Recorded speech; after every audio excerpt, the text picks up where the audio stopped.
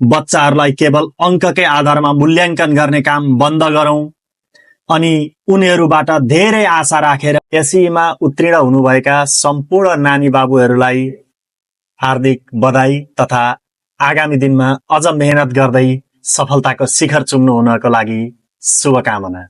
साथै जो नानी बाबुहरू आज अनुत्तीर्ण हुनुभएको छ, अझ धेरै मेहनतका साथ पढाइ गर्नुहोस्, अवश्य सफल हुनुहुनेछ।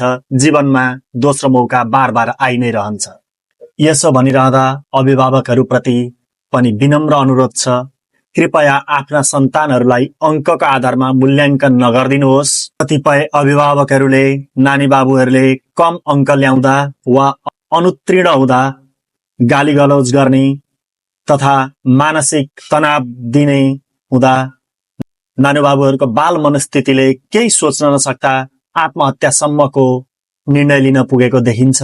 आफ्नो सन्तानले कति अङ्क ल्याएर पास वा फेल भए भन्ने जानकारी राख्नु त स्वाभाविक हो, तर अङ्ककै आधारमा आफ्ना नानी बाबुहरूलाई मूल्याङ्कन गर्नु एकदमै गलत हो। सबैले आफ्नो आफ्नो क्षमता अनुसार कोसिस गरेकै हुन्छन् अनि कसैले राम्रो अङ्क ल्याएर पास भए भन्दैमा उनीहरूको भविष्य उज्जवलै हुन्छ भन्ने कुनै सुनिश्चितता हुँदैन।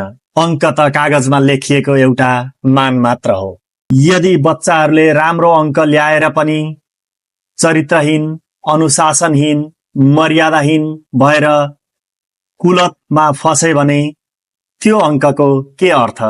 अत बच्चाहरूलाई केवल अङ्ककै आधारमा मूल्याङ्कन गर्ने काम बन्द गरौँ अनि उनीहरूबाट धेरै आशा राखेर आफू लगायत उनीहरूलाई मानसिक तनाव दिने कार्य पनि बन्द गरौँ। बच्चाहरूलाई असल मानिस बन्न, ज्ञानमा प्रवीण बन्न, मर्यादित र सदाचारी बन्नको लागि प्रेरित गर्दै जीवनलाई अगाडि बढाउनुहोस्। जीवन सुन्दर अनि सरल हुनेछ।